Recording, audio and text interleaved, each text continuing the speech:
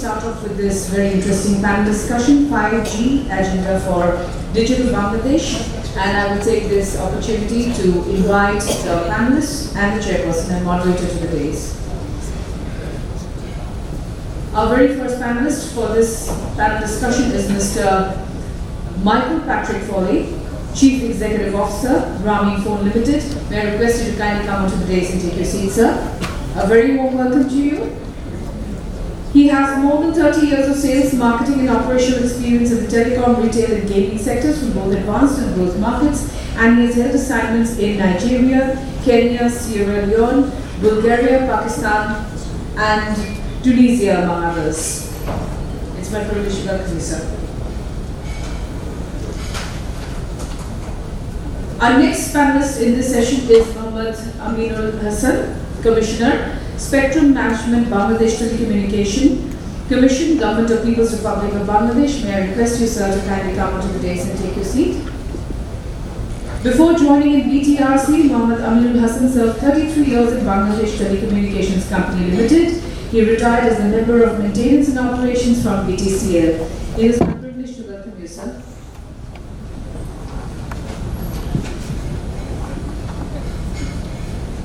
Our next panelist in this very interesting panel discussion will be Dr. Raqibul Mostafa, Professor in the Electrical and Electronic Engineering Department and Dean of School of Science and Engineering, United International University. May I request you, sir, to kindly come onto the dais and take your seat. He has received an undergraduate degree from Bridget in EEE in 1991 and then joined as a lecturer in the EE department. And after serving there for 1.5 years, he went to the USA to complete his MS and PhD degrees. It's my privilege to welcome you, sir. Our next panelist in this very interesting panel discussion will be Mr. Abdus Salam, Country Manager, Ericsson, Bangladesh Limited, Vice President Network Solutions, Ericsson Bangladesh, Malaysia and Sri Lanka. May I request you, sir, to kindly come onto the dais and take your seat. Mr. Salam is an expert with end-to-end mobile telecommunication system design and planning, operating networks, business planning, strategy and consulting since the introduction of first generation AMPS system, 2G, 3G, 4G systems, and now 5G in discussion. It's my privilege to welcome you, sir. And our chairperson and moderator for this session is Mr. Mahtab Ahmed, Managing Director and CEO, Robi Axiata Limited. May I request you, sir, to kindly come onto the dais and take your seat. Mr. Mahtab held the position of Chief Operating Officer of Robi from April 2014 to March 2016. He joined Robi in 2010 as the Chief Financial Officer, the position which he held in 2014. He is currently the Vice President of AMTOP and former Vice President of BMCCI. It's my privilege to welcome you, sir, and I will now hand over the session to you. Good afternoon, everyone. Okay, let me start with where do we stand as a country. Recently, there is a joke moving all around, and being a IT professionals, most of you should be knowing about that. And actually, I shared that in front of Jabbar Bhai recently, few days back, in one of the session on cyber crime and cyber security. Let's see. Mr. Trump, you all know, right? He had a meeting and he approved a bill. The name of the bill is Offensive Cyber Attack on Iran Missile System. He approved the bill. Bill was approved. And he was expecting generals to send the troops. And he, after, since he doesn't see the troop is going, so he asked the generals, what are you guys doing? Why you are not sending the troops? So then the general said, sir, with a lot of reluctance, actually it's a cyber space attack. Then he got even more furious. Do you think I'm stupid? What my space forces are doing? Why space forces are not being sent to attack Iranian missile system? So you understand, a top-notch country leader has that kind of understanding of cyber security. from that perspective, I can say the advisor that we have, the minister that we have, they have far, far better understanding of our IT environment, the importance of 5G, and the need of digital Bangladesh. So you can see as a country, though we are a small country, but we are far more privileged to have a vision which was conceived way before than many developed countries. Many developed countries, leader doesn't have even clear understanding what 5G can do and what ICT can do. So with that note, let me start. Since part of the job has already been done, I think the panelists are the most relevant panelist is going to take call on 5G. But before really getting into the discussion, I just to set the tone, to set the background. What are the world do we stand today before getting into 5G? Couple of things. As a country, we are confidently marching on the vision of digital Bangladesh. I think there are not two ways about it. This digital Bangladesh vision is built on 4 pillars. I don't know how many of you know. Number 1 is human resource development. Number 2 is people connectivity. Number 3 is e-commerce. And number 4 is growth in ICT. And very briefly, if you talk about human resource development, I think a lot of work is being done from the ICT ministry and all these operators. And one example, if I can give, I cannot elaborate on all these points. This is one industry. If I talk about DP, Banglalink, Robi, and Teletalk, not even altogether, we have more than 30 expats in our company. Right, Michael?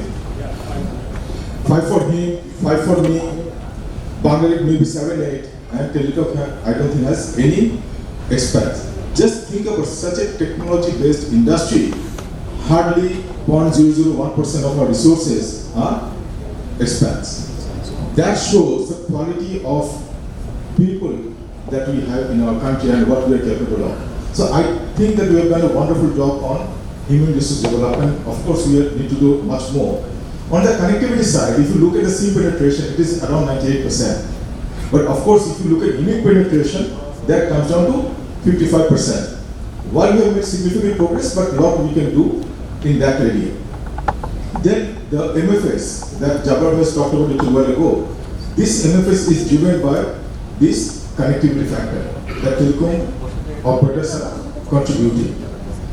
Having said that, there are a few other areas, like if you talk about e-commerce, it is coming up, but I think there are a lot of challenges on the regulatory side that we need to work on to really flourish. I think it's still a long way to go in e-commerce, though this is part of the vision. And the last one on the list is our ICT development. And you will be knowing that in the recent budget, government has put 100 crore for new startups to encourage ICT sector, while a lot of work has already been started. So this is the overall background. There is a pillar that the government is driving digital Bangladesh. Few more background that if you look at Bangladesh rates, internet or voice is the lowest in the world. Data rate is among the bottom 5 in the world. The taxes is one of the highest in the world. And you can understand it doesn't make the industry in a very happy situation. Only company making profit is my dear friend Michael Foley and his company, which we feel proud of. Someone is making profit in the industry, others are struggling. So it's an imbalanced equation. And last but not the least that I want to add is we started with 3G in 2013. Big bang launch we did. Ideally should have done long time back. And then we started 4G in 2018 with very shortest gap. And as a result of that, we contributed almost 36,000 crore in this industry, that all the operators together. And I can tell you overall, we could not recover that money, and I don't think we can recover that money because that technology becomes obsolete when 4G comes in 2018. So you can understand, good for the country. With this shorter succession, we are giving new technology, and our government and our dear Jabbar Bhai, I know he was the man behind putting in the election manifestation that 5G has to come 2021, 2023. That's what he says publicly, but when he speaks to me, Mahtab cannot bring it in 2020. So he is very demanding minister that we have. So in that kind of environment, we have been working on. So anyway, without getting into too much of details, now I get into starting with, all the people we have in this zone, they are the critical decision maker in 5G. Whether it happens in 21, 20 or 23, these are the people who are going to take a call. So I will start with our Honorable Commissioner of BTRC, responsible for spectrum management. So Aminul Bhai, if you can highlight, like 5G is a election manifestation for the country. How ready we are? Because operators and others will act on your direction. So how ready we are in terms of readiness for 5G?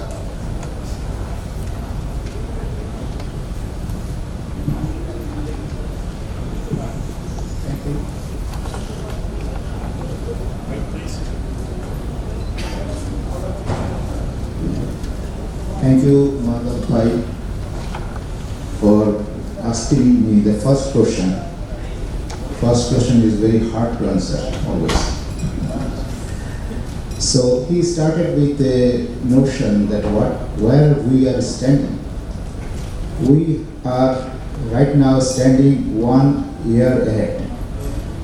1 year ago, on this day, we have tested 5G in Hotel Sheraton in presence of our Minister Mustafa Jabbar, Honorable Minister of Post and Telecommunication. He is here.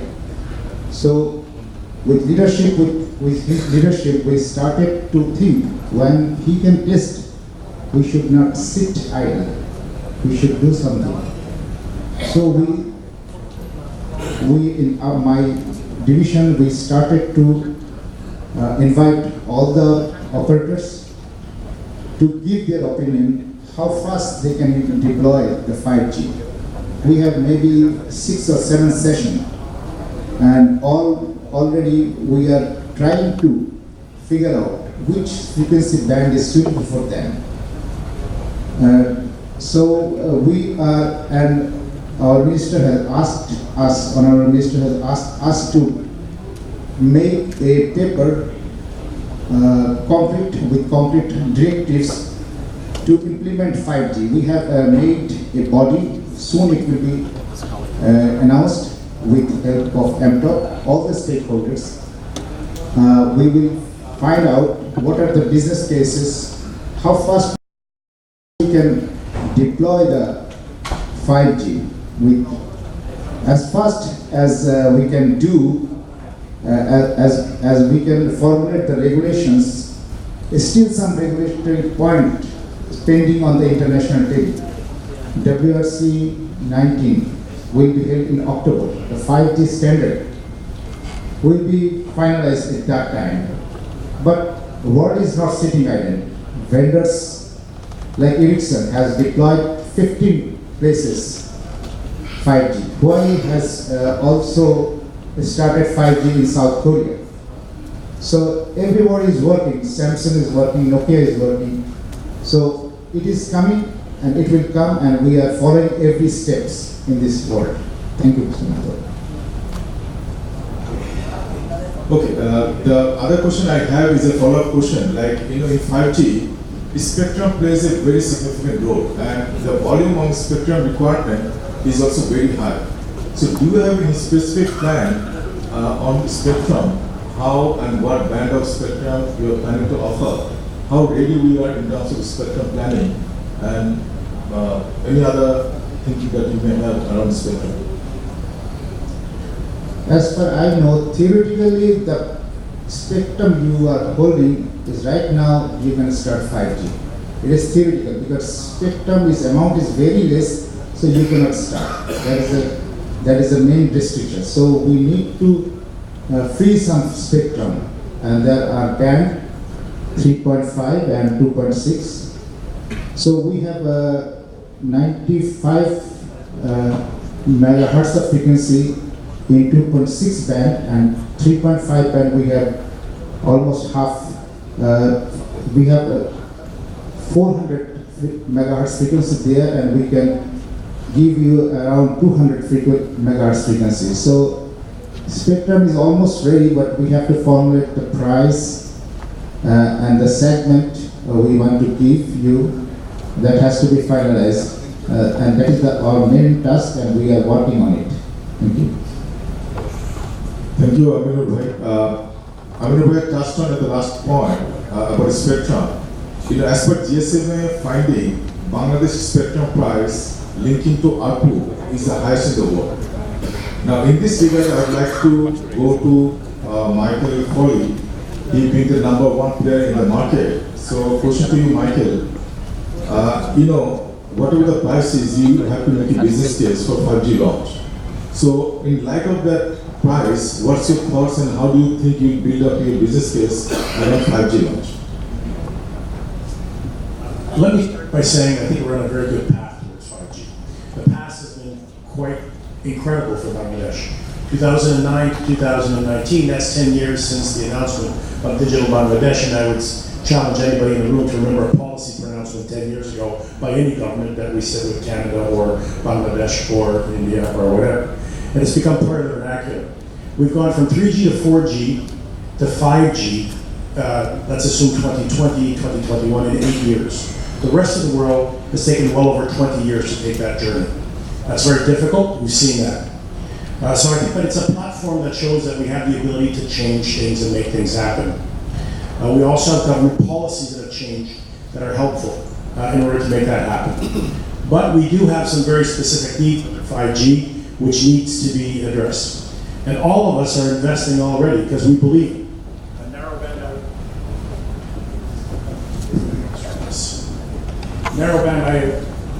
narrowband IoT for me. Anything else? There we go, that's not working. Virtualizing of our cores and so on. So on the spectrum, what do we need? Well, we're going to need to buy 30 or 40 megahertz of spectrum to get started.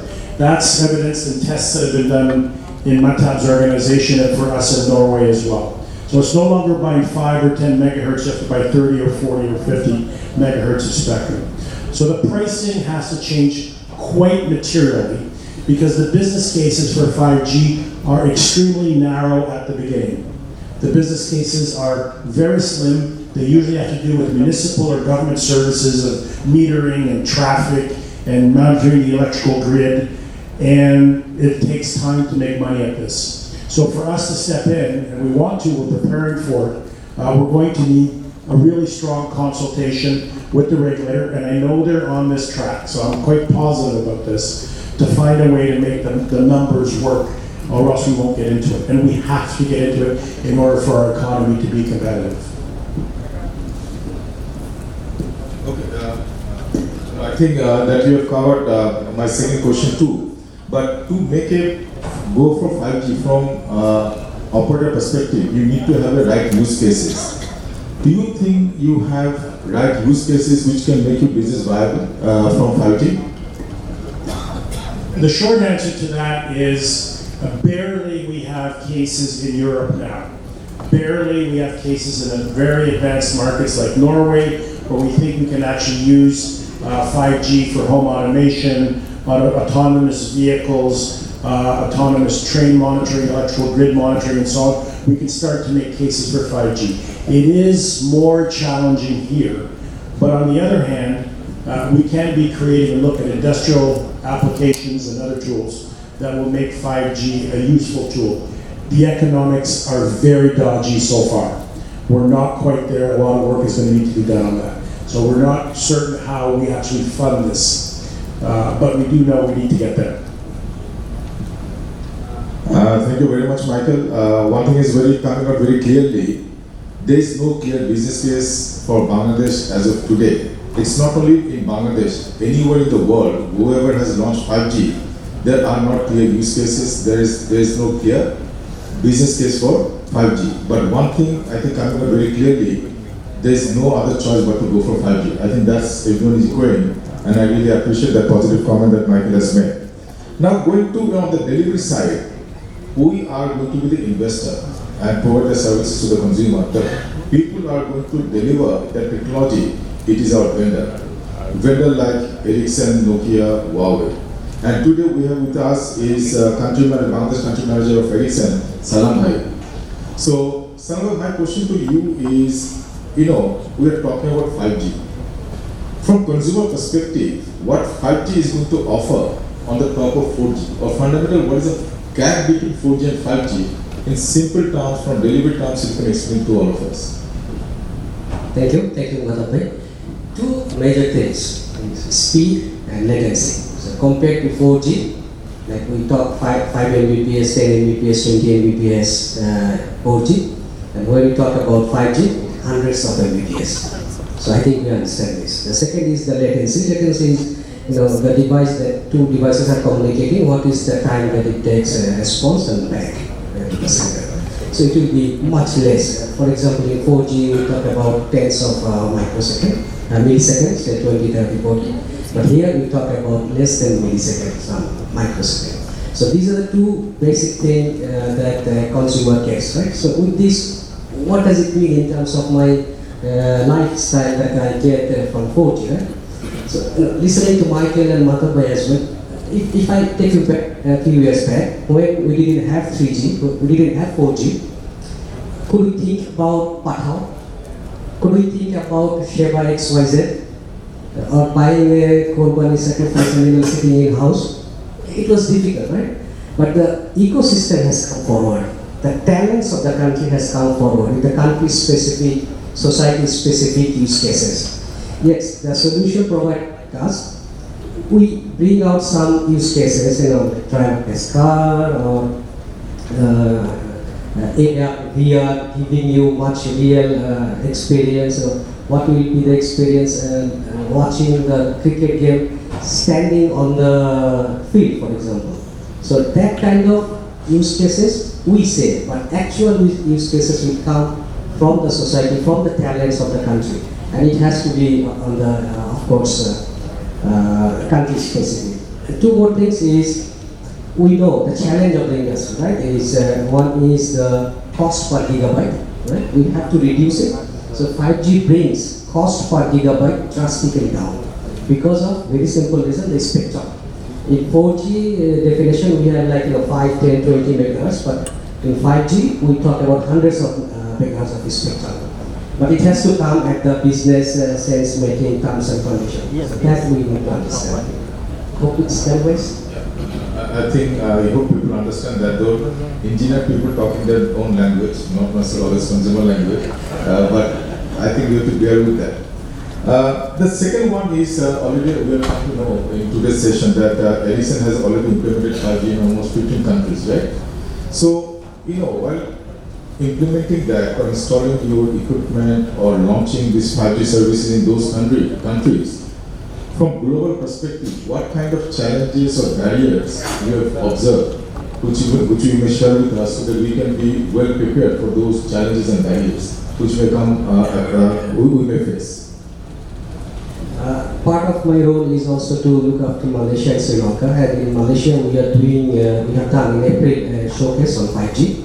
So I was very much involved in that. So as Sarah was also mentioning, making the plan with all the stakeholders. Nobody alone can do anything. So service provider, solution provider, academics, regulator, and the application developer of the country, everybody needs to come together to make the plan and then implement the plan. Of course, it has to be testified beforehand. For example, in Malaysia, the regulator, we call it MCMC there, they have formed the committee which Professor was also mentioning. Of that committee, with different, there is a steering committee and there are like subcommittees on different subject matter. For example, spectrum, infrastructure, use case. Those are the subcommittees, and those committees over months they have come forward with recommendations, and then the steering committee reviewed with all stakeholders, put the test plan, and even the Prime Minister was present for the whole day during the April. So the patronization from the top level of the country. So I think in my view is of course is plan and spectrum. In our country, you have rightly said in the 3.5 gigahertz, about half of the spectrum has been given to around 11 ISPs. And to my knowledge, those ISPs are not using effectively those spectrum.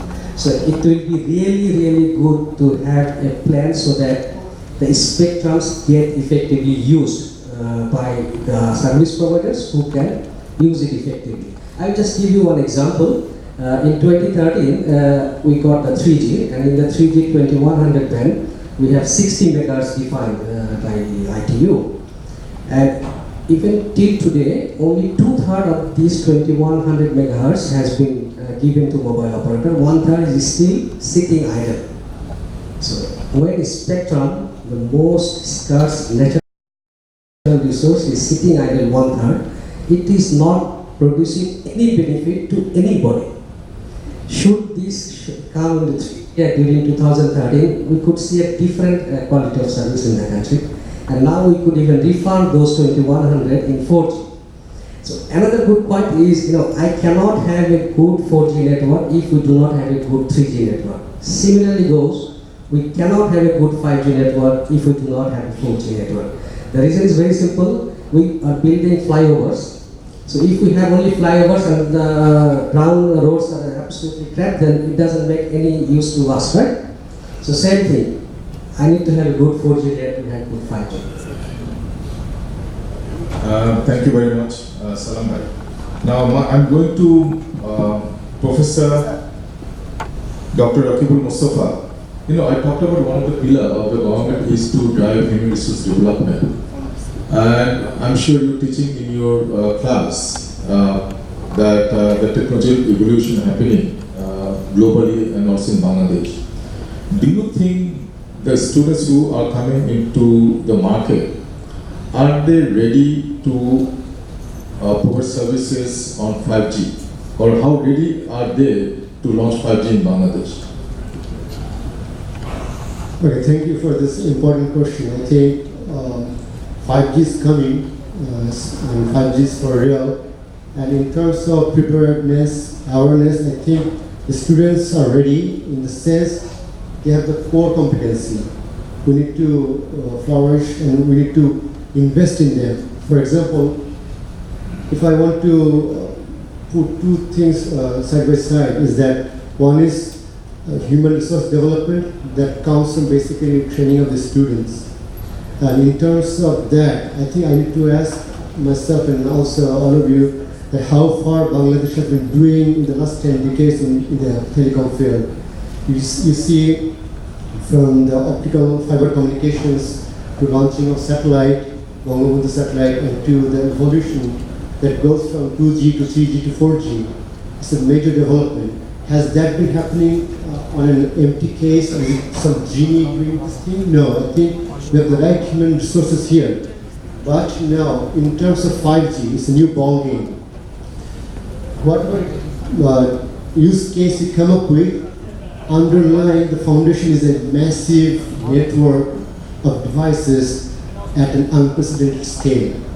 It is generating data at a rate that nobody has ever thought of. And what it boils down to, it's very good to tune our students to such set of applications. And our Honorable Minister was saying that Bengali nation is one of the brightest. I mean, of course, that can be debatable, but I like to agree with him because we export our human resources abroad. That's what we do, that's what we're good at, but we are not very good at putting them to use in our own country. And for example, this 5G network, 5G applications, when you think in terms of devices, you need many things. Sensor networks, coupled with communication devices, smart radio, smart network, and they should be feeding a large number of data to every place, like government initiatives in terms of what? For example, incubation center, training center, that will provide training on many aspects that will teach these things. For example, I'd like to really focus on this thing. Of course, vendors are here, operators are here. We rely on canned solutions, box solutions. But I think we need to really grow our human resources that can do the design, that can do the fabrication, and that can do manufacturing. And it is government support. And second is the private sector, their investment. I think we need to invest in some sort of academia and industry collaboration where you really engage and we engage with each other to grow our human resources. We need to believe in our boys and girls. They are bright minds. You just don't say that, okay, get a piece of paper, certificate, then you go abroad and you live a happy life. That's not the case, I think. And if we get support from the industry in terms of what? In terms of research funding, this culture is very much absent. We need this. And second, we need access to very high level. If you think about 4G, if you think about the simulators are mind-boggling, very expensive. Qualcomm, I worked on a simulator, just part of the simulator, it took me like months. So, and it's not cheap, it's very expensive. So I think our boys and girls, our students, we as researchers, we need to have access to these tools. Link level simulations, your system level simulations, end-to-end network level simulations. If we can get support from you, I think we can get a very good human resource. And lastly, aligning the vision of 2041. We have 2021 to 2041 before us. I think we need to change one mentality. We don't want to be followers anymore. We want to be leaders and we want to be trendsetters.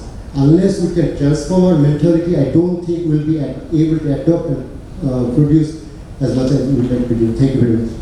Okay, just a follow-up question, because in this recent budget, the government has put almost 100 crore for startups to support new ideas.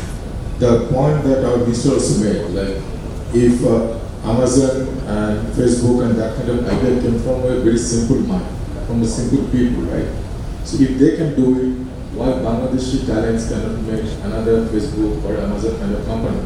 From that perspective, first of all, you were talking about government support. Now government is coming up with huge fund to support these ideas.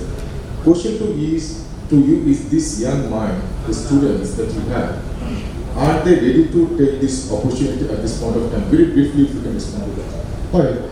I mean, if you want to talk about young minds, there have been many young minds before us, many young minds after us. They have gone to USA, they have been producing really well. My young friend is a director in Verizon, and he's looking after the 5G deployment. And so, young minds are always here. I believe in them. I truly believe in them. I have one student whom I made work on 4G simulator. I got the book, it's called MATLAB and 4G. I got the book, I said that you have to do this, all these chapters. So he started working on this thing, and finally he got the things out on his own simulator based on the things, and he got the things corrected. I think we really need to believe in them. We can have Steve Jobs and Bill Gates out of them if we really believe in them. Thank you. Absolutely. I fully agree with Dr. Mostafa. I also personally believe, and this industry is a great example, running the industry without the support of any expats. So I think we should have full trust on our young generation and try to support in all possible ways. We should not look at only government, but we should try to support all possible ways. Still, I'll ask one more question to Ahmed. I'm coming back to you. Spectrum is one of the critical components of 5G. Another critical component of 5G is fiber. Now, in the current context, we are relying on few government entity and two private. Government entity is like their byproduct. We are just using their idle capacity, and for two private entity, and we are not allowed to build fiber. So in 5G, it is going to be so critical. So how do you plan to deal with this requirement, which will be coming at the time of 5G? Again, very, very briefly.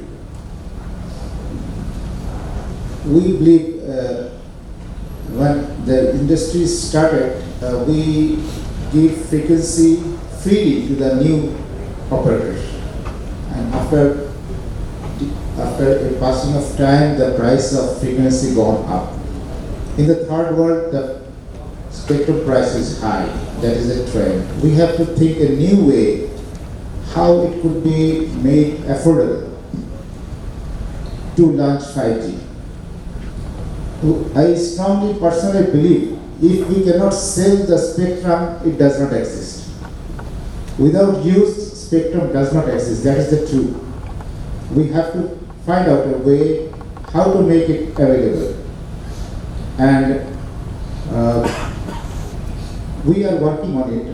That is true. We are talking to the ISPs who are we are holding a bigger, important chunk in 3.5 megahertz frequency, and there is a PW operator.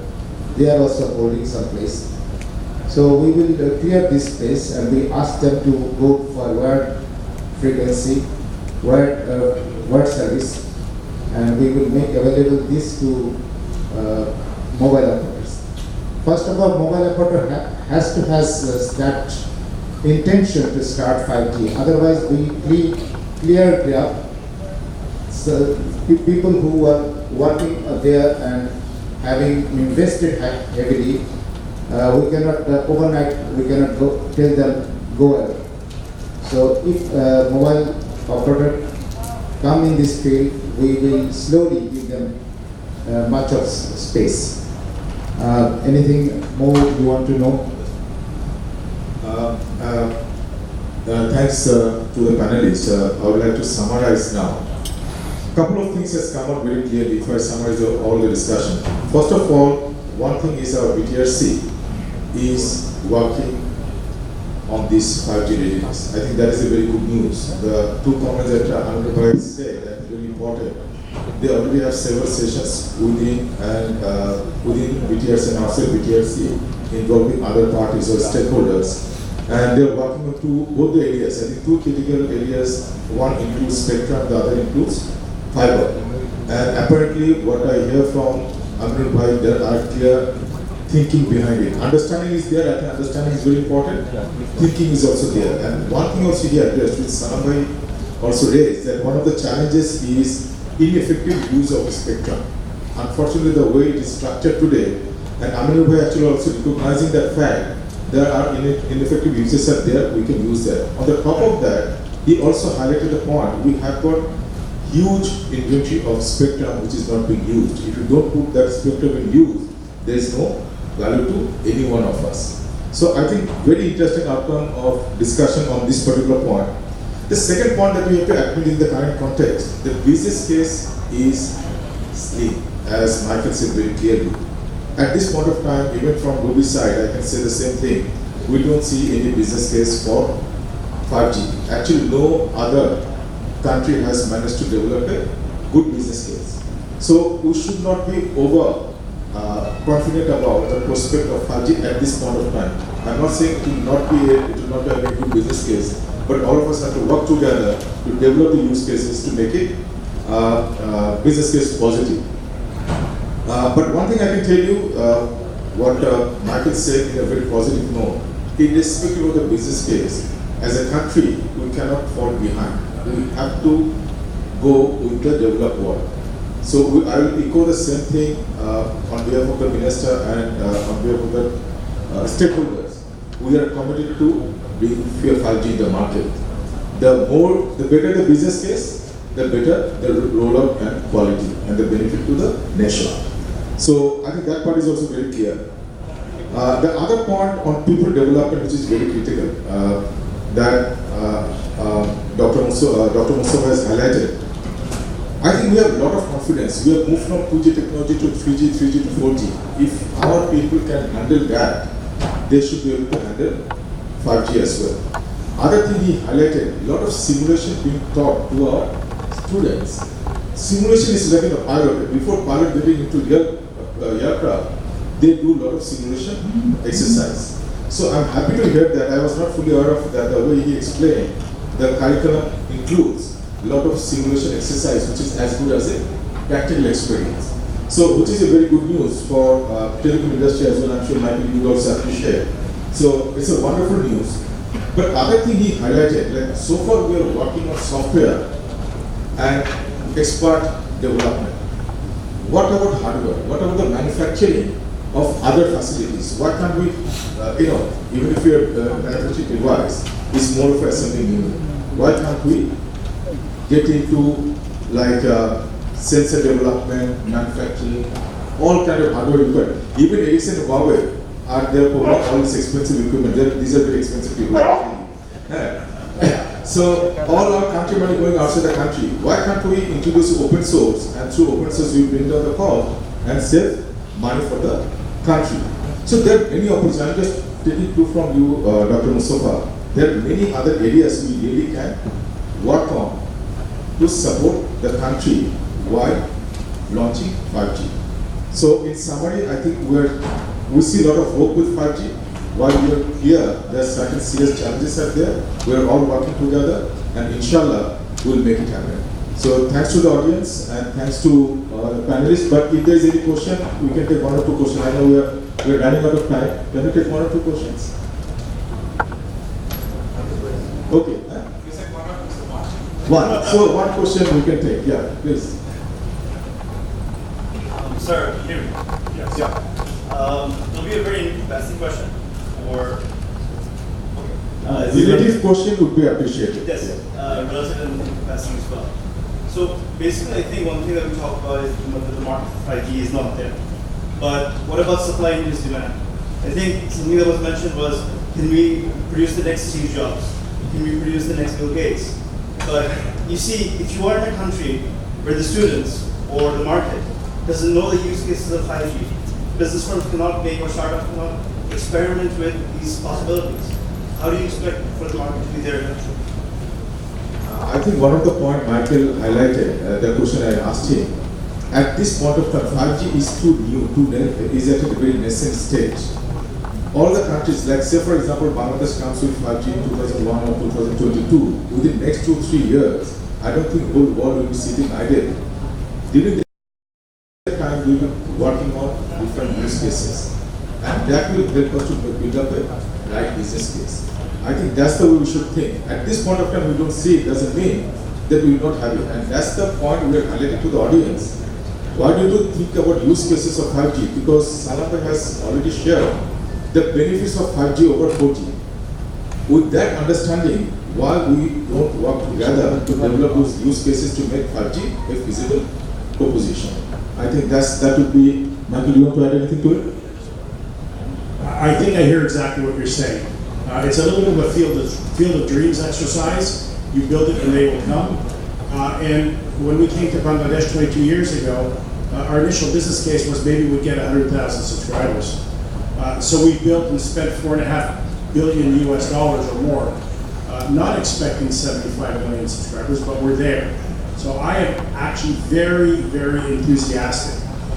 By the way, it's a negative balance. We have more Bangladeshis outside in Telenor than we have expats here in Bangladesh. So the talent is awesome. And we will find the applications. And we will manufacture here, not just handsets, but people like Walton and others will actually build IoT devices and export them to the rest of the world. So I am very positive that the 2 million jobs that we'll use in RMG will be more than compensated, and it will be more than simply exchanging a sewing machine for a screwdriver. It will be value-added jobs, and they will come every year, and the schools are doing a very good job adapting to this new reality, and they need to do more, and I think we're in a good place. Okay, thank you everyone. Thank you very much. Thank you very much, sir. We just request you to stay on stage for just a couple of more minutes, and I request Mr. Shafqat Haider, Chairman, Council for Communication and IT SAC CCI, to kindly come forward and present mementos to our panelists, our chairperson and our moderator. We'd like to thank Mr. Michael Patrick Foley. Thank you very much, sir. Look at that. Salute. Mobile version, mobile. We'd like to thank Mr. Michael Patrick Foley. Thank you very much, sir. Thank you for sharing your views with us. Thank you, Mohammed Aminul Hassan, sir. Thank you very much, sir. Thank you, Chairperson and Moderator, Mr. Mahtab Ahmed. Thank you very much, sir, for moderating this session. Thank you, Mr. Abdus Salam. Thank you very much, sir, for sharing your views with us. And thank you, Dr. Raqibul Mostafa. Thank you very much, sir, for your valuable time. We thank this esteemed panel, panelists and the moderator and chairperson for this very interesting session. We request you to kindly take your seats in the hall, and we will begin with our next session immediately.